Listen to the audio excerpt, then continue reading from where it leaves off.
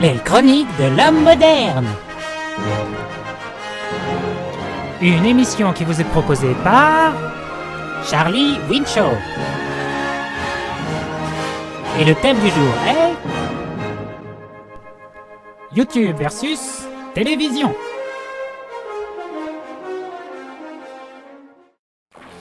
La matrice est universelle. Elle est omniprésente.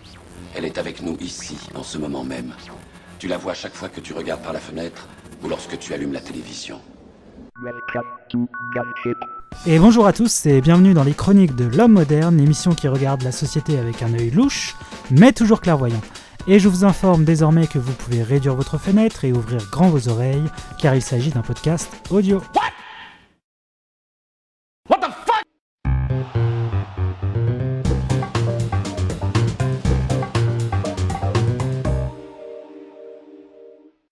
Depuis le milieu des années 2000, le phénomène YouTube a complètement explosé auprès du grand public, passant d'une plateforme qui proposait des vidéos de bébés hilars, de chats maladroits, de films de vacances sans grand intérêt à une véritable industrie de divertissement dont les plus grandes majors et networks se sont emparés. De la chambre à la célébrité, certains vidéastes comme Norman, Cyprien ou Squeezie sont aujourd'hui devenus princes au royaume des aveugles, cumulant des millions de vues et abonnés et faisant de leur lubie d'adolescents un métier plus que rentable. YouTube compte aujourd'hui plus d'1 milliard d'utilisateurs, soit plus d'un tiers des internautes du monde entier. Chaque jour, ces internautes regardent des centaines de millions d'heures de vidéos, générant plusieurs milliards de vues. Dans sa globalité, cette plateforme touche plus de personnes âgées de 18 à 49 ans que n'importe quelle chaîne de télévision aux États-Unis. Une question se pose donc, YouTube est-il amené à éclipser la télévision comme une simple relique du passé ? Ou la télévision va-t-elle renaître de ses cendres en utilisant cette plateforme comme une extension d'elle-même ? C'est une des questions auxquelles nous allons tenter de répondre aujourd'hui. On traitera donc dans un premier temps de la télévision et de son évolution à travers les âges, puis on s'attardera sur son ennemi du jour, à savoir YouTube, en comparant les deux plateformes audiovisuelles et en décryptant leurs avantages et inconvénients. Sans oublier bien sûr de digresser un peu parce que ça ne peut pas faire de mal, pour peu qu'on prenne le temps de décoller un petit peu les yeux de son petit écran.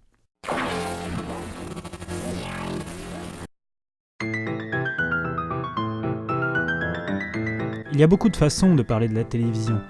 Mais dans une perspective business, soyons réalistes. À la base, le métier de TF1, c'est d'aider Coca-Cola, par exemple, à vendre son produit. Or, pour qu'un message publicitaire soit perçu, il faut que le cerveau du téléspectateur soit disponible. Nos émissions ont donc pour vocation de le rendre disponible, c'est-à-dire de le divertir, de le détendre, pour le préparer entre deux messages publicitaires. Ce que nous vendons à Coca-Cola, c'est du temps de cerveau humain disponible. Rien n'est plus difficile que d'obtenir cette disponibilité, et c'est là que se trouve le changement permanent. Il faut chercher en permanence les programmes qui marchent, suivre les modes, surfer sur les tendances dans un contexte où l'information s'accélère, se multiplie et se banalise. Ce petit passage est un extrait du livre « Les dirigeants face au changement » qui est paru en 2004, et la personne qui l'a prononcé est Patrick Lelay, qui était tout simplement le PDG de TF1 de l'époque. Il y a dans ce passage, dans cette citation, longue citation, quelque chose qui est symptomatique de la télévision d'aujourd'hui. C'est cet aspect ultra commercial de la télévision et de toutes les émissions qu'on peut voir. Le fait que, finalement, l'objectif principal de la télévision, c'est de nous divertir et pas de nous cultiver. Ou alors de nous cultiver en nous divertissant. Même si on peut aisément dire, sans trop s'avancer, que les émissions qui ont une vocation culturelle ne sont clairement pas la majorité. Dans les grilles de programmes, ne sont pas la majorité des émissions qui passent à la télé. Et en plus, ne sont pas celles qui sont le plus suivies, qui font le plus d'audimat. Et dans une logique où, finalement, on est dans une dictature de l'audimat, ce qu'on nous propose, finalement, c'est pas des émissions qui ont vocation à nous faire grandir intellectuellement, à nous enrichir culturellement, à nous servir à quoi que ce soit dans la société dans laquelle nous vivons.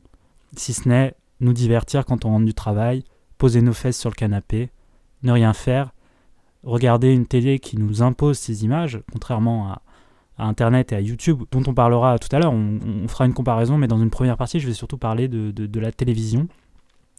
Donc contrairement à YouTube ou à Internet, là on ne choisit pas les programmes qu'on nous impose. Donc la télé nous impose ces images. La télé commande, j'ai envie de dire, en faisant un petit jeu de mots. Et ça soulève plusieurs questions sur la télévision qui a énormément évolué depuis les années 80, où avec la libéralisation sexuelle, etc., la privatisation des chaînes de télé, l'aspect commercial de la télé qui n'était donc plus... on n'était plus sur 2-3 chaînes publiques visant à juste mettre de la propagande étatique et qui n'était pas dans la recherche de l'audimat, puisque la télévision intéressait peu au départ, même si on a rapidement compris l'impact que ça pouvait avoir. Elle intéressait peu au départ les grands actionnaires et les grands commerciaux. Et quand on a assisté à la privatisation de la télé, l'objectif était principalement de faire de l'argent. Et du coup, on a vu des mutations s'opérer sur les contenus, avec l'arrivée de la pub, qui aujourd'hui prend une place énorme, que ce soit à la télévision, sur les radios évidemment, sur YouTube aussi.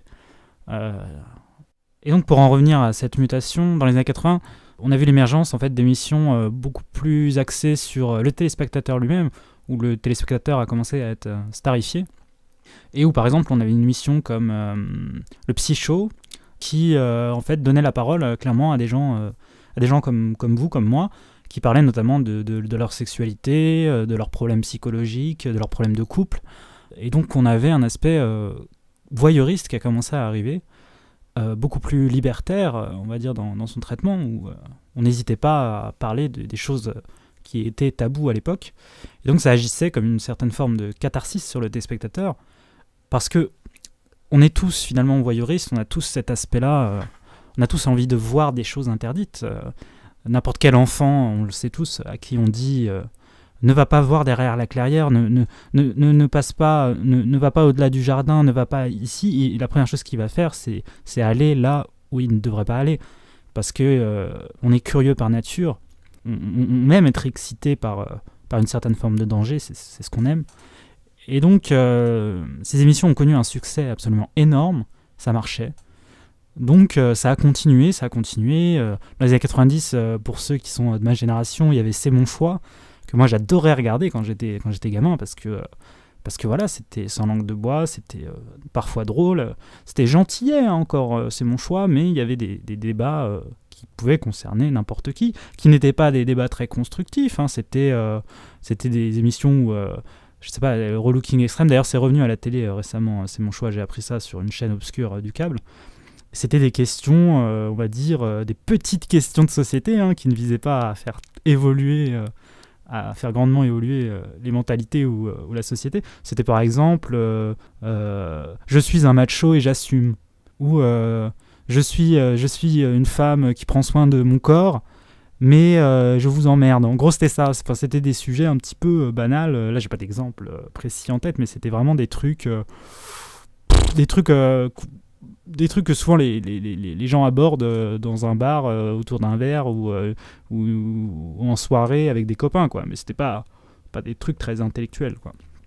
Après, oui, je veux bien préciser que je fais une critique de la télévision, mais je suis pas là à dire qu'il faudrait que toutes les émissions soient intellectuelles, soit abordent des sujets sérieux ou ce genre de choses. Évidemment qu'on a tous besoin de se détendre un petit peu avec des choses qui sont moins intelligentes. Mais ce qui est intéressant, c'est de voir pourquoi c'est ce qui marche et pourquoi aussi c'est ce qu'on nous sert. C'est de voir les mécanismes larvés de tout ça et de voir ce que ça permet de faire, ce genre de choses. Parce qu'une population consciente, comme disait Gandhi, c'est une population déjà qui possède du savoir, qui possède la culture, etc. Pour mettre à défaut une société, pour remettre en question une société et les mécanismes de domination, il faut avoir une certaine culture, il faut connaître l'histoire, il faut connaître la sociologie. Pour avoir l'esprit critique, pour avoir l'esprit aiguisé également, il faut avoir un minimum de savoir culturel. Et quand on nous sert des choses qui finalement ont vocation à endormir nos sujets de réflexion, en nous proposant des sujets de réflexion caducs, qui au final n'amène à rien de très constructif. Mais la télévision est devenue l'opium du peuple, comme dirait un Marx. À l'époque, c'était la religion qui nous permettait de croire sans avoir besoin de réfléchir. Aujourd'hui, c'est la télévision qui nous permet de nous divertir sans avoir besoin de réfléchir. Et de nous faire penser à rien d'autre qu'au prochain iPod qu'on va s'acheter ou aux jeux vidéo, ou etc., etc. Et ce qui nous permet de nous mettre dans une mouvance comme disait Patrick Lelay, pour en revenir, de toujours être à la recherche d'un produit et pas finalement de quelque chose qui pourrait bénéficier à notre qualité de vie et à que ce soit notre salaire ou d'autres revendications qu'on pourrait avoir vis-à-vis de la société. Donc c'est véritablement, voilà, la télévision est un maelstrom, est un trou, est une abîme. La télévision est une abîme qui aspire toutes nos vocations à faire bouger les choses, etc. Et elle nous rend passifs. La télévision, elle nous rend passifs. Et ce qui est très utile, il faut voir à qui profite le crime. Et je reviendrai aussi sur une citation très importante, selon moi, de Friedrich Nietzsche, qui est le célèbre philosophe avec sa grande moustache, et qui disait une phrase toute bête. Il disait quand tu regardes trop longtemps l'abîme, sache que l'abîme te regarde. Qu'est-ce que ça veut dire cette phrase ? C'est une toute petite phrase, mais qui pourtant soulève beaucoup de choses. Quand il dit ça, en fait, Nietzsche explique que les objets que l'on aime, les objets que l'on chérit, comme la télévision ou les émissions, on va dire, parce qu'un objet, c'est pas juste un objet palpable, ça peut être une émission de télévision, on finit par devenir un peu cet objet. On finit par s'habituer à une certaine médiocrité.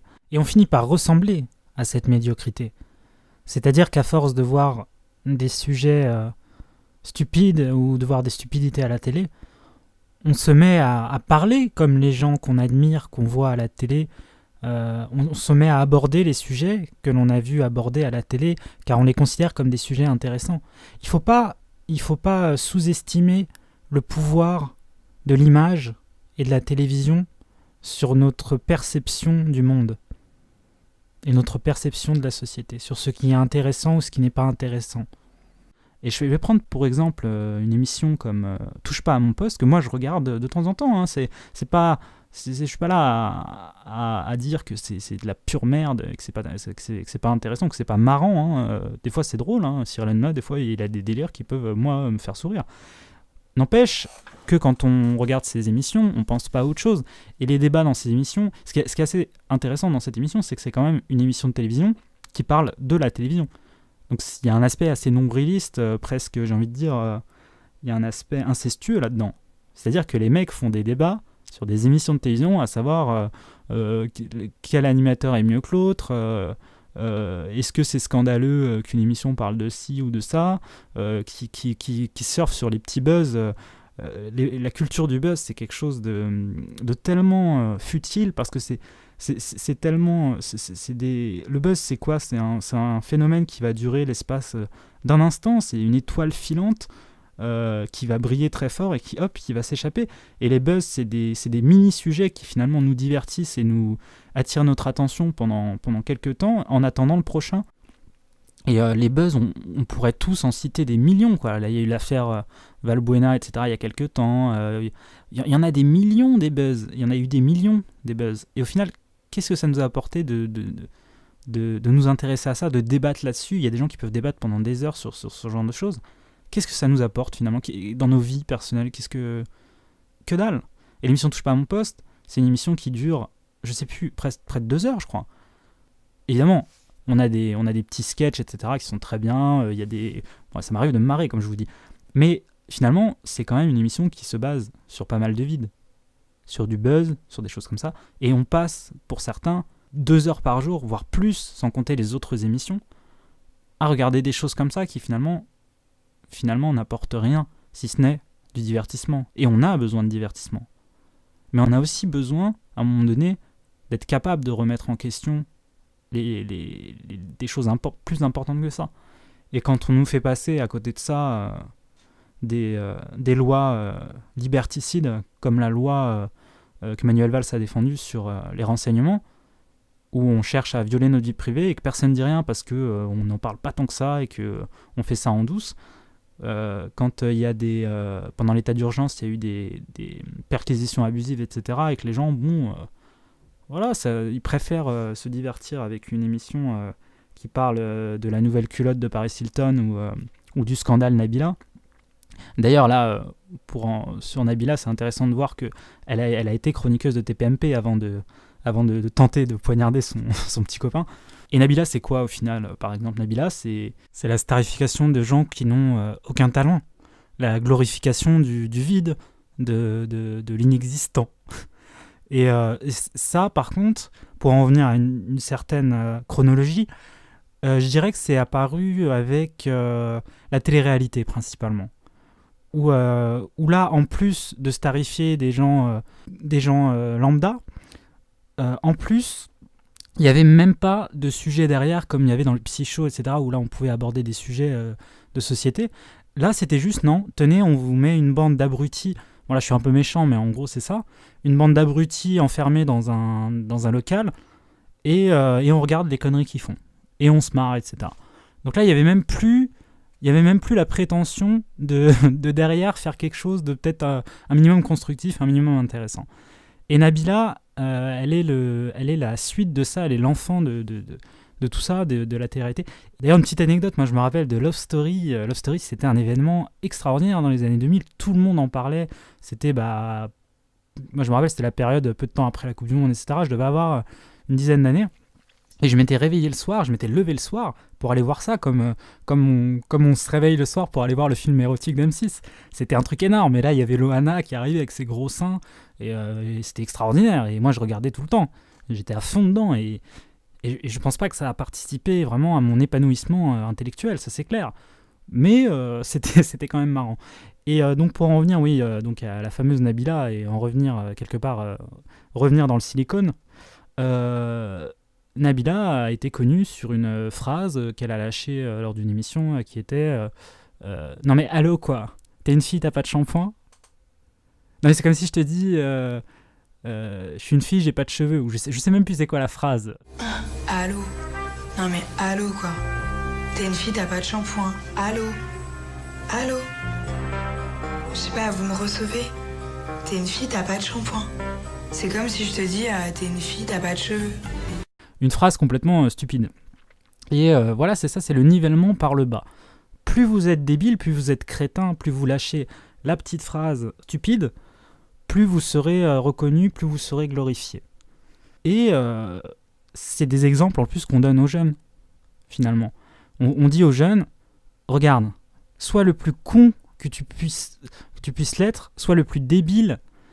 Et si tu as une audience, tu feras le buzz, tu seras connu, tu seras reconnu pour ta connerie. Donc reste con, le message il est clair, c'est ça. Reste con, reste stupide. C'est pas grave. C'est pas grave, c'est ce qu'on aime, c'est ce qu'on attend de toi. Et à la limite, ne cultive pas de talent, ne te pose pas de questions. L'important, c'est que tu dises des âneries qui font marrer tout le monde. Que tu dises des conneries. Ça nous fait marrer, nous on aime bien. Nous on achète. On achète. Et donc voilà, et ça c'est triste, c'est vraiment triste. Et malheureusement, comme disait Bourdieu, Bourdieu avait une citation qui date des années 90 et qui est encore vraie aujourd'hui, qui est encore plus vraie aujourd'hui. Il disait « La télévision a une sorte de monopole de fait sur la formation des cerveaux d'une partie très importante de la population.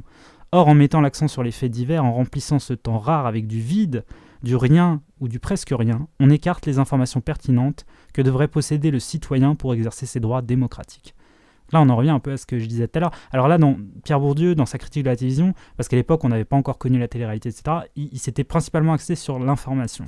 D'ailleurs, je ferai peut-être une émission complète sur l'information, sur les chaînes d'information continue, etc., parce que c'est très intéressant. Mais ce qu'il dit sur les faits divers est totalement applicable à la télé-réalité, aux émissions comme TPMP ou à tout ça. C'est-à-dire qu'on nous divertit avec des choses qui finalement n'ont aucun intérêt, mais qui permettent quelque part d'asseoir une certaine domination, parce que pendant qu'on regarde ces choses-là, on ne regarde pas autre chose. Et Pierre Bourdieu a une autre citation que je vais encore citer, parce que Pierre Bourdieu est un sociologue que j'estime énormément, qui a notamment théorisé ce qu'on appelle la violence symbolique, qui est une violence qui s'exerce sans qu'on le fasse exprès de l'exercer, et sans qu'on en ressente réellement qu'on sache d'où elle vient. Par exemple, la violence symbolique, ça va être un ouvrier qui va à la faculté et qui se sent un petit peu hors sujet, qui se sent exclu de fait, parce qu'il n'a pas le même langage, parce qu'il ne vient pas du même endroit que les autres. D'ailleurs, Pierre Bourdieu était quelqu'un qui était issu de la classe populaire et qui était un petit génie qui a bouleversé la sociologie, mais qui a ressenti cette violence symbolique et qui l'a théorisée. La violence symbolique s'exerce aussi sur les pauvres, dans le fait que, par exemple, un pauvre ne puisse pas Par exemple, un pauvre qui regarde une pub d'iPhone, et qui sait très bien qu'il ne pourra jamais l'acheter. Un pauvre qui regarde la télé, il est agressé par les pubs. Pourquoi ? Parce que les pubs lui disent, pour être heureux, il te faut une belle voiture, un iPhone, enfin, toute autre chose, etc., qui coûte un prix que lui ne peut pas lâcher. Lui, il va acheter un portable qui va marcher quelques mois à 50 balles, qui ne fera pas forcément Android, etc. Donc, il va être exclu de fait. Et c'est une violence qui s'impose sur lui quand il regarde les publicités, ou même quand il va regarder des séries où les mecs sont super bien habillés, etc., etc.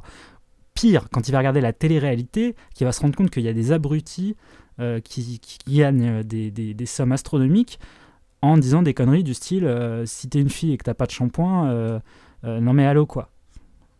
Imaginez la violence qui s'exerce sur un petit prolétaire, un ouvrier, etc., qui a une certaine forme de culture, ou imaginez la violence, encore pire, qui va s'exercer, parce que là, on ne va pas rentrer dans les clichés avec l'ouvrier, on va parler par exemple d'un jeune étudiant qui a une licence, je sais pas, de sciences politiques, ou qui a une licence, ou qui a bûché comme un malade, et qui se retrouve caissier à Carrefour, et qui regarde ces trucs-là. Imaginez l'impact que ça peut avoir sur son psychisme, de voir qu'il y a des crétins qui arrivent à gagner leur vie en passant dans des émissions débiles, et en balançant des merdes. En balançant des merdes du style, là je suis un peu vulgaire, excusez-moi, mais moi-même ça m'énerve, parce que je suis peut-être un petit peu cet étudiant, et vous l'êtes peut-être aussi, et il y en a beaucoup, des gens comme ça, on n'est même pas obligé d'être étudiant, etc. C'est simplement d'être quelqu'un de lambda, qui roule pas sur l'or, et qui voit ça. C'est quand même vachement rabaissant, c'est quand même vachement frustrant, c'est quand même violent, c'est une violence symbolique. Et Bourdieu, je vais citer une autre citation de Bourdieu, parce que je pense qu'on ne citera jamais assez de Bourdieu. Il disait que les prestidigitateurs... Alors, très dur à dire. Les prestidigitateurs... les prestidigitateurs ont un principe élémentaire qui consiste à attirer l'attention sur autre chose que ce qu'ils font. Une part de l'action symbolique de la télévision, au niveau des informations par exemple, consiste à attirer l'attention sur des faits qui sont de nature à intéresser tout le monde, dont on peut dire qu'ils sont omnibus, c'est-à-dire pour tout le monde. Les faits omnibus sont des faits qui, comme on dit, ne doivent choquer personne, qui sont sans enjeu, qui ne divisent pas, qui font le consensus, qui intéressent tout le monde, mais sur un mode tel qu'il ne touche à rien d'important. Donc ça, c'est les deux citations que j'ai citées, hein, c'est dans son livre Sur la télévision, parce que Bourdieu a fait un essai sur la télévision en 1996, où il a critiqué justement les mécanismes de Larvé. Mais c'était la télévision de l'époque. Donc, alors je vous conseille de le lire, etc. Moi, je ne l'ai pas lu, je l'ai étudié, mais je ne l'ai pas lu en entier. Mais en tout cas, il y a plein de thèses très intéressantes dedans, plein d'analyses très, très intéressantes, mais qui sont aujourd'hui peut-être un petit peu désuètes, parce que ça date un peu. Donc voilà sur Pierre Bourdieu. Et donc, pour synthétiser, on peut dire que dans divertir, il y a la même racine que diversion. Et donc, le divertissement fait diversion. Voilà. Alors, cette partie-là va toucher à sa fin sur la télévision. Alors, je suis conscient que j'ai été encore très critique, et c'est l'objectif de l'émission. Mais j'aime bien terminer sur des notes positives, mes parties. Et la télévision... a aussi beaucoup d'émissions qui sont très intéressantes, qui favorisent ce qu'on appelle l'éducation populaire, dont je reparlerai peut-être dans ma deuxième partie, l'éducation populaire, c'est-à-dire le fait de justement essayer d'éduquer ou du moins d'amener le peuple, la population de base, à s'élever un petit peu grâce à des sujets un peu plus sociétaux et un peu plus, on va dire, un peu plus enrichissants.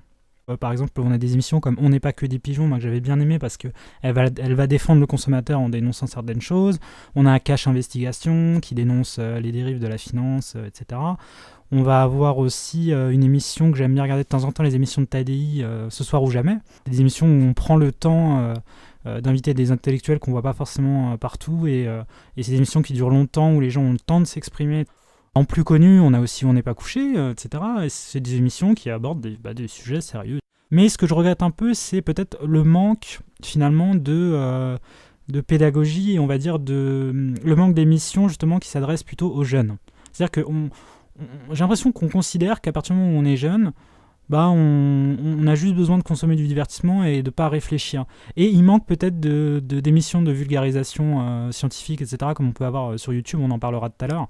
Parce que ça fait moins d'audimat, mais par exemple, comme on avait à l'époque C'est pas sorcier, ou comment s'appelait ce dessin animé connu là, Il était une fois l'homme, qui étaient des émissions qui permettaient aux enfants ou aux jeunes adolescents de s'intéresser un petit peu à des choses un petit peu plus poussées. Et je crois sincèrement, et comme on voit beaucoup de chaînes YouTube qui le font, qu'on peut se cultiver en s'amusant ou en se divertissant également, qu'on peut rendre la culture divertissante. Et c'est dommage que la télévision ne soit pas plus un vecteur de divertissement culturel et que YouTube, quelque part, a un peu pris le pas là-dessus.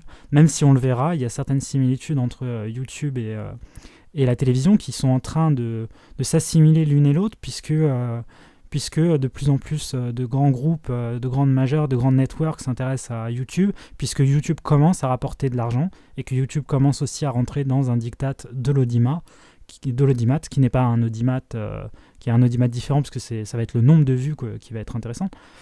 Mais YouTube est en train de ressembler de plus en plus à la télévision, et on verra ça dans une deuxième partie. Je vais donc en aparté vous lire un texte de mon cru, comme c'est la tradition depuis l'épisode 1, qui s'appelle Junkie TV. Je vous souhaite une bonne écoute et je vous retrouve juste après.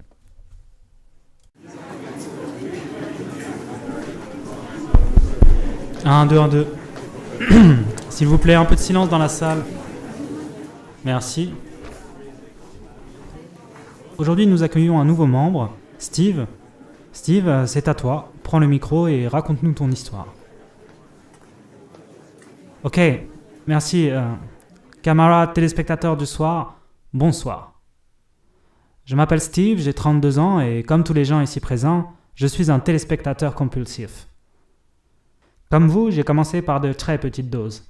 Un téléfilm par-ci, une série par-là, un talk show, un téléachat, puis d'un seul coup, c'est devenu une nécessité. Tout ça fut très rapide, et un jour, je me suis rendu compte que je n'étais plus capable de m'en passer. Détacher mes yeux de ce fantastique petit rectangle de plastique noir était devenu un véritable supplice.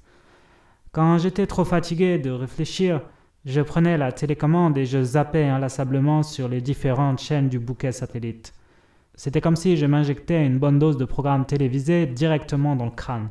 Cette substance psychoactive qui se répandait dans mon cortex cérébral endormait mes neurones et apaisait tout le stress accumulé durant mes pénibles journées de labeur. Si je le faisais, ce n'était pas vraiment par plaisir, non, c'était simplement pour oublier pendant quelques instants le triste film de ma vie et ce terrible drame qu'est notre réalité. Alors, devant un plateau télé savamment préparé, je m'empiffrais de cette junk food audiovisuelle, jusqu'à l'indigestion totale de mon cerveau. Je m'engraissais au buzz, au clash. Je me gavais d'informations prémâchées, j'avalais JT sur JT jusqu'à m'endormir, totalement abruti et assommé par une énième rediffusion de Morandini. Le lendemain, je me rendais au boulot pour dégueuler cette profusion d'informations avariées que j'avais ingurgitées la veille aux pieds de mes collègues. Et autour de la machine à café, on s'échangeait nos vomis comme dans une espèce de sordide douche romaine. Vous savez, comme lors de ces réunions clandestines du dimanche matin, les hémétophiles anonymes, je crois. Mais si, ceux qui sont sexuellement stimulés par la vue du vomi et qui tiennent leur conférence 2 heures avant la nôtre. Non ? Bref. Le soir, c'était pire. Je m'asseyais, je prenais la télécommande, celle qui nous commande tous, et je zappais inlassablement jusqu'à ce que mes yeux soient injectés de sang. Mon corps était comme absorbé par le canapé et le fantastique siphon à cristaux liquides qu'est mon téléviseur aspirait toute mon inspiration jusqu'à l'exaspération. Il coulait mes ambitions, détruisant toute réflexion sur son passage, me plongeait dans le néant intellectuel de ces émissions aliénantes. Pardonnez ces quelques rimes peu catholiques, mais ce gouffre cathodique me faisait peu à peu tomber dans un état quasi catatonique. Je me transformais en une énorme, une gargantuesque, une insipide et gigantesque flaque de merde. Parfois, je me demandais pourquoi ces présentateurs ont les dents si blanches. Peut-être est-ce pour cacher les salissures qui entachent leur vertu ou simplement parce qu'ils ont un contrat avec Aquafresh. Qu'importe. Leurs cheveux soigneusement réimplantés, gracieusement gominés, ils débattaient pendant des heures sur le décolleté d'une énième candidate de télé-réalité. Mais que restera-t-il de tout cela dans un siècle, dans 10 ans et dans 2 minutes 30 ? Je vous le demande, mes chers frères et sœurs. Dans le déni total de notre imagination, on s'impose des images insensées. Les pubs finissent par nous persuader que notre bonheur réside dans l'acquisition d'un aspirateur qui ne manque pas d'inspiration, que seul un Coca-Cola fait l'effet d'un Coca-Cola ou qu'acheter des dosettes de café plus chères au supermarché, c'est bien. Car dans le meilleur des mondes, quand c'est bon duel. Mais moi, j'ai dit stop. À fond la forme, j'ai dit, t'es plus fort que ça, Steve. Tu vas pas te laisser berner par toutes ces conneries. C'est vrai quoi, what else? Nothing is impossible. Alors, just do it, Steve. Finalement, je me suis rendu compte que j'étais devenu spectateur de ma propre existence. La télé m'avait pris tout mon temps. Je zappais ma vie. Mais ça, c'était avant. Ô divine relique de la désinformation incarnée! Ô Messie aux rayons luminescents! Tu n'auras mis en lumière que la sombre et abyssale ignorance d'une âme sans fond. Et je te remercie de m'avoir enfin ouvert les yeux sur les vérités de ce monde. Car pour chaque télé qui s'éteint, mes amis, c'est un cerveau qu'on rallume. Et je voudrais à tous ici présents vous lancer un message d'espoir. Car la victoire est en nous, mes chers frères et sœurs. Et il faut vivre la vie, la vraie, le plaisir au cœur léger. Hier soir, mes frères et sœurs, j'ai allumé ma télé. C'était la fois de trop, il faut croire, car elle a fini par littéralement imploser. Alors, totalement confus et sous le coup d'une émotion certaine, j'ai pris un livre et je me suis mis à en lire le contenu. Ce fut une étrange sensation, une sorte de révélation, et quand j'eus terminé ma lecture, j'ai pris ma tablette tactile qui traînait sur le meuble télé, et j'ai écrit ces quelques lignes que je vous lis à présent. Comme vous pouvez le constater, je suis enfin sevré. Alors regardez bien ce livre que je vous tends, mes amis. Regardez ces pages qui glissent sous mes doigts. Sentez cette odeur, car ceci, mes amis, est une révolution.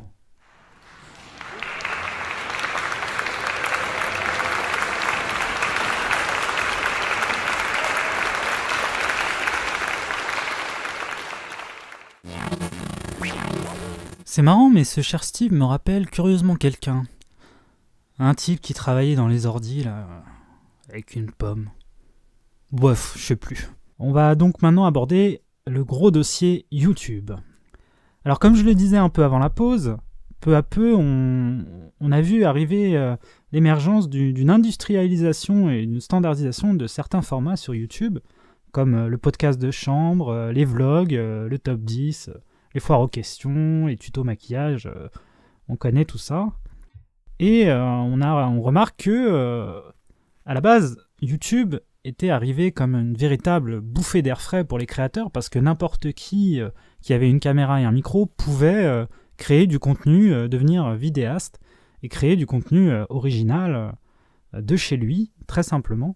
Mais malheureusement, petit à petit, eh bien, il y a eu ces formats-là qui se sont imposés et on a commencé à voir que sur le fond et la forme, on avait souvent un peu la même chose. Et pour prendre comme exemple le plus connu, un type comme Norman, qui a créé toute une génération de types qui font des vidéos dans leur chambre sur des sujets très globalisants. Il y a le médecin, les femmes, le célibat et même la pause pipi. Il avait fait une vidéo, je crois, sur la pause pipi ou la pause popo, je ne m'en rappelle plus, mais voilà, et c'était quand Norman est arrivé, c'était nouveau, c'était génial, d'ailleurs c'était vraiment marrant, c'est toujours marrant, mais Norman le fait très bien.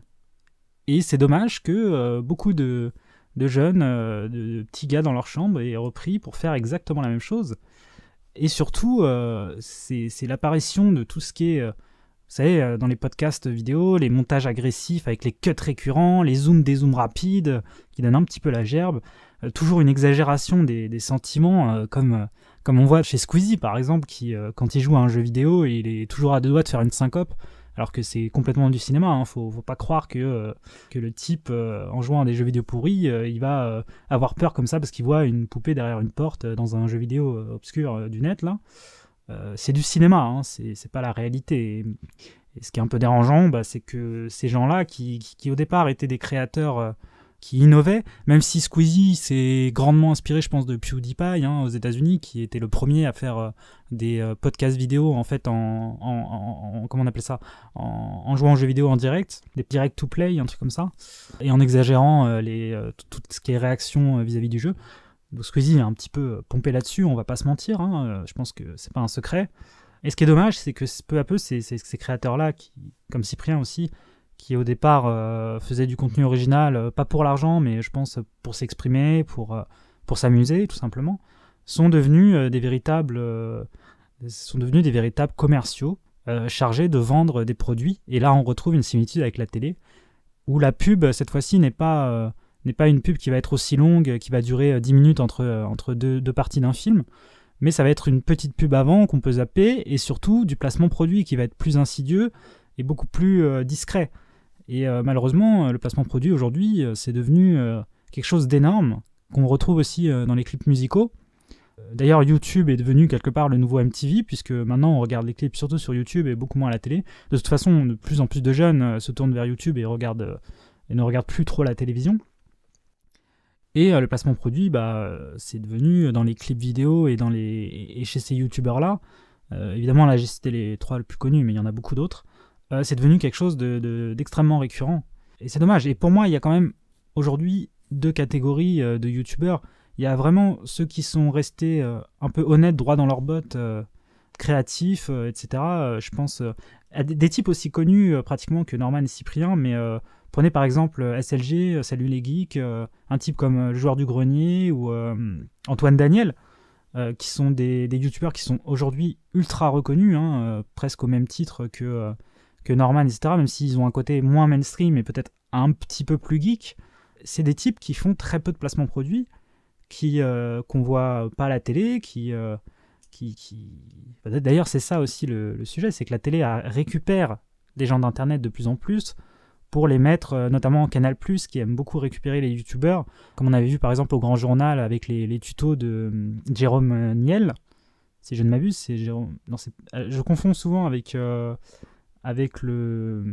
ferme Jérôme, le type de la ferme Jérôme. Je confonds souvent avec le type qui a créé Free, parce je crois qu'ils ont le même nom.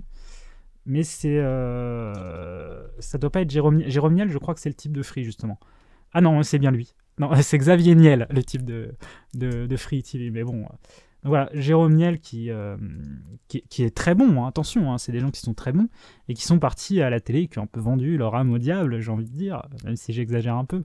La télé n'est pas forcément le diable, faut pas être manichéen, mais ils ont cédé à l'appel un peu du salaire et de l'argent, évidemment. On va pas se mentir, à la télé, vous êtes beaucoup mieux payé que sur YouTube. Ça reste très difficile sur YouTube, même si vous êtes un créateur de talent, un génie, de gagner sa vie grâce à YouTube. Il y en a très peu qui ont ce privilège. Et donc, il y a 2 catégories. Voilà, il y a ces types-là, pour moi. Et il y a tout ce qui est Cyprien, Squeezie, moins Norman, parce que je le sens plus sincère dans sa démarche. Mais honnêtement, Cyprien et Squeezie, ces 2 types-là, moi, ils me mettent un peu mal à l'aise, je les sens pas sincères. Alors, c'est un avis totalement personnel, vous avez le droit d'aimer, parce que il faut admettre que les types sont des bosseurs, ils sont des créateurs. Squeezie un peu moins, mais Cyprien, j'ai beaucoup plus d'estime pour lui, parce que c'est pas un type qui fait une vidéo tous les jours, justement, pour vendre à tout prix, tous les jours, sa petite vidéo pour rendre les jeunes accros. C'est quelqu'un, quand même, qui a une certaine forme de création, qui écrit, qui fait parfois des petits courts-métrages qui sont pas mal du tout, depuis ça doit faire 1 ou 2 ans qu'il fait ça. Il a un peu lâché le podcast de chambre et il fait quelque chose de beaucoup plus construit, donc je l'estime. Mais quand il va se mettre avec Queezie, on va dire, pour faire un Cyprien Gaming, là je comprends moins cette chaîne, je trouve ça plus malsain, quoi. C'est vraiment... et là c'est que pour vendre des produits, là c'est Cyprien Gaming, c'est juste pour vendre des jeux vidéo à des jeunes. Et voilà, ce qui me dérange, c'est que, je sais pas si vous avez remarqué, mais tous ces youtubeurs, bizarrement, sont tous copains.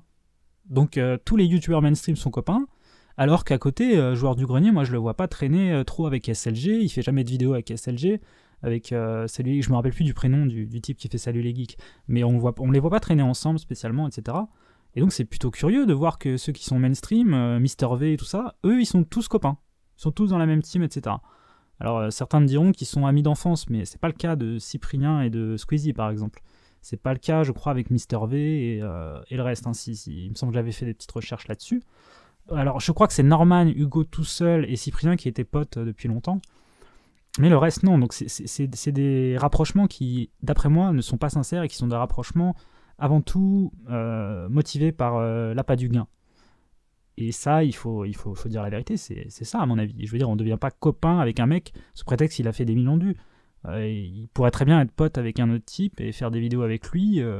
parce que c'est vraiment son pote. Et c'est pas l'impression que j'ai avec ces grands youtubeurs très mainstream, Natou, etc., qui sont tous copains, hein, c'est fantastique. Ils font tous des millions de vues, ils sont tous copains. C'est étrange quand même. Hein. Donc il y a une certaine... de toute façon, là on en revient à la sociologie encore. C'est ce qu'on appelle une reproduction sociale, c'est-à-dire que les gens traînent entre eux, se reproduisent entre eux socialement. Un fils de youtubeur devient youtubeur. Non, j'exagère un peu. C'est pas de la reproduction sociale, en tout cas, c'est de... Comment on appelle ça ? C'est plus du rapprochement en fonction de sa catégorie socio-professionnelle, entre guillemets. Donc là, tous les youtubeurs sont très copains, et c'est fantastique, le monde rêvé, alors qu'en fait, c'est juste des partenariats entre commerciaux, quelque part, ou entre créateurs, certes, mais à forte tendance commerciale. Hein. Squeezie et Cyprien, c'est un petit peu commercial.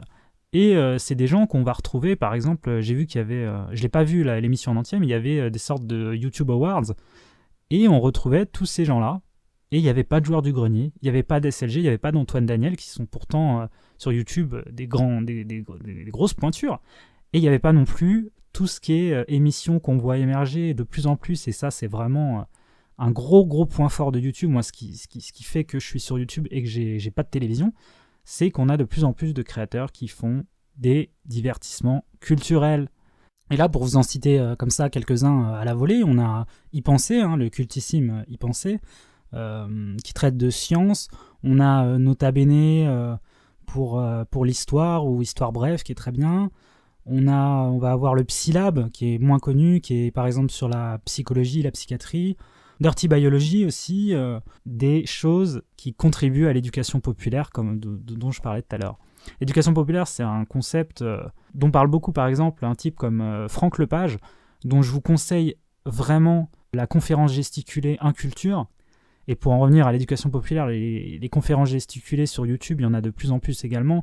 Les conférences gesticulées, c'est simplement des conférences sur n'importe quel thème, économie, sociologie, politique, etc., ou astrophysique, etc. Moi, j'ai regardé des conférences d'astrophysique géniales de je ne sais plus quel physicien français, je ne me rappelle plus du nom, je suis désolé.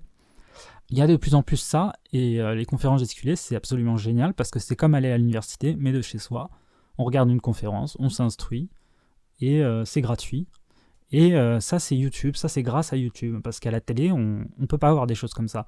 Et on ne peut pas non plus avoir des petits créateurs comme Joueur du Grenier qui testent des jeux rétro, etc., sauf dans des chaînes spécialisées, on pourrait voir ça.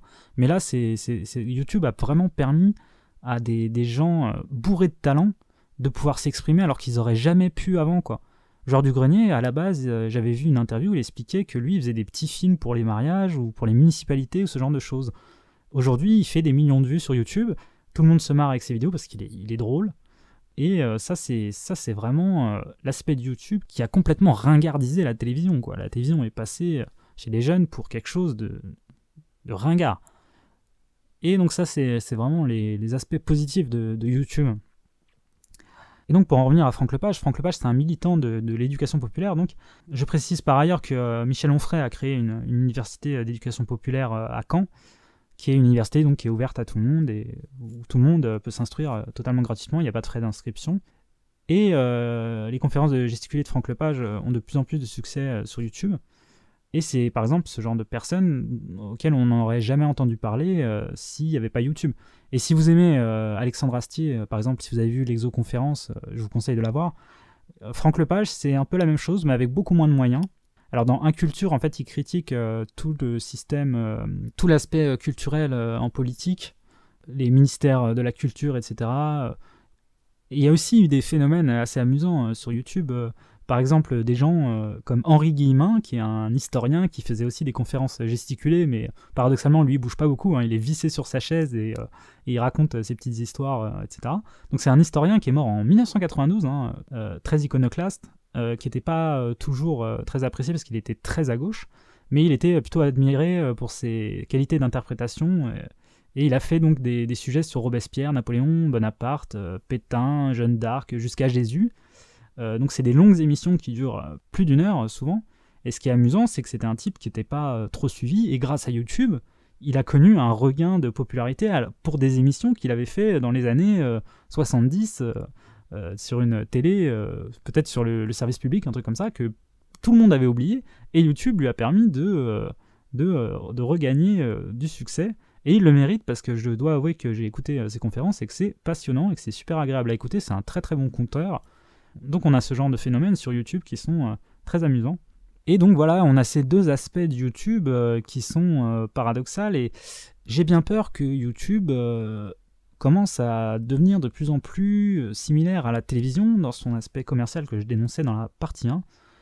On a notamment vu, alors l'an dernier je crois, ou il y a 2 ans, il y a eu un gros boom de la censure sur YouTube. On nous laissait plutôt libres jusque-là, et les networks nous embêtaient pas trop avec les droits d'auteur, et c'est devenu absolument insupportable, où on se retrouve avec des vidéos bloquées parce qu'on a mis 10 secondes d'un film, etc. Certains diront que c'est normal, et je leur répondrai, quand on prend une partie d'un film, c'est souvent un film très connu.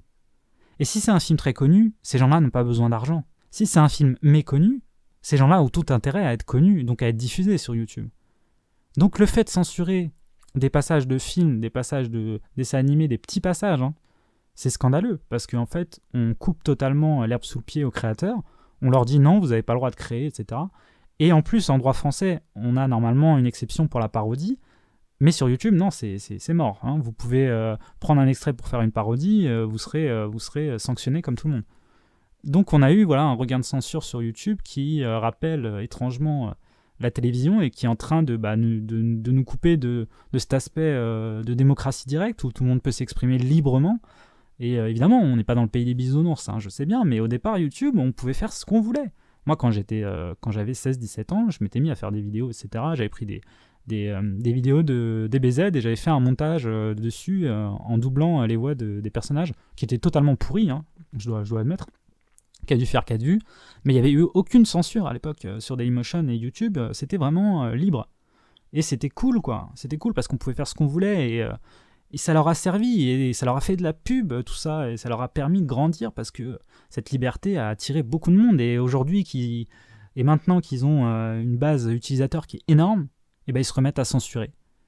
Et en plus, on trouve de plus en plus de networks qui sont en train de pourrir le truc, de le rendre complètement mainstream et ça devient de plus en plus difficile pour des jeunes créateurs comme moi ou comme d'autres de percer parce que par exemple le système de YouTube est là. D'ailleurs je vais faire un peu de pub pour Danny Caligula. J'ai vu une vidéo de lui qui était très intéressante d'ailleurs sur YouTube que je vous conseille. De toute façon je vous conseille toutes ces vidéos parce que Danny Caligula a des analyses qui sont très pertinentes.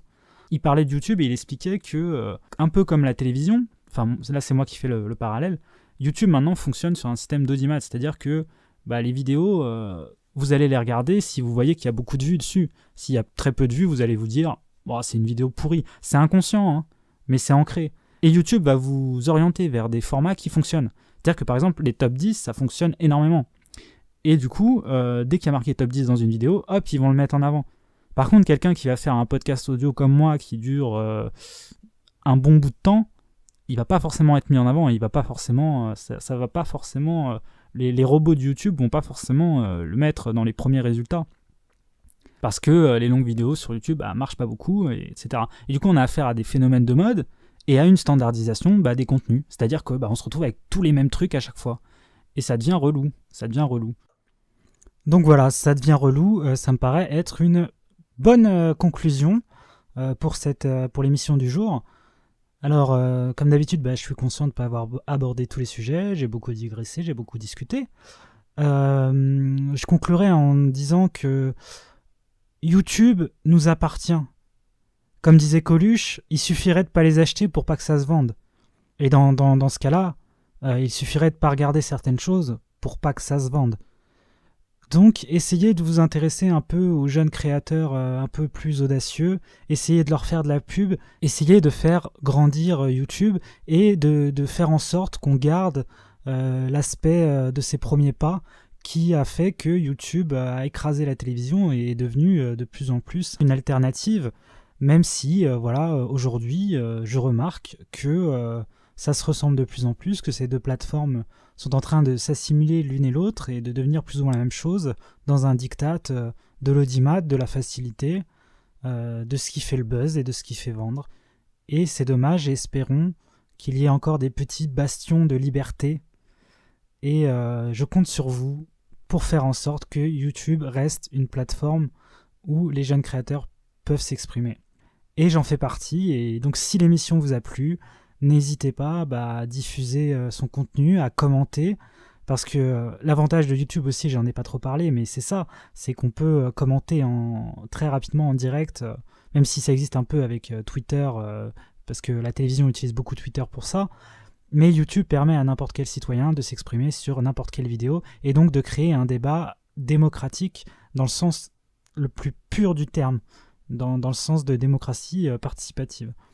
Même si, ça crée, et là je vais encore digresser un petit peu alors que je suis dans la conclusion, même si ça a créé des phénomènes comme les haters et les trolls, etc., qui sont un phénomène, à mon avis, auquel, je dirais, la télévision n'est pas forcément étrangère non plus, parce que finalement, la critique est aisée et l'art est difficile, et j'en suis un des premiers témoins, puisque j'aime beaucoup critiquer.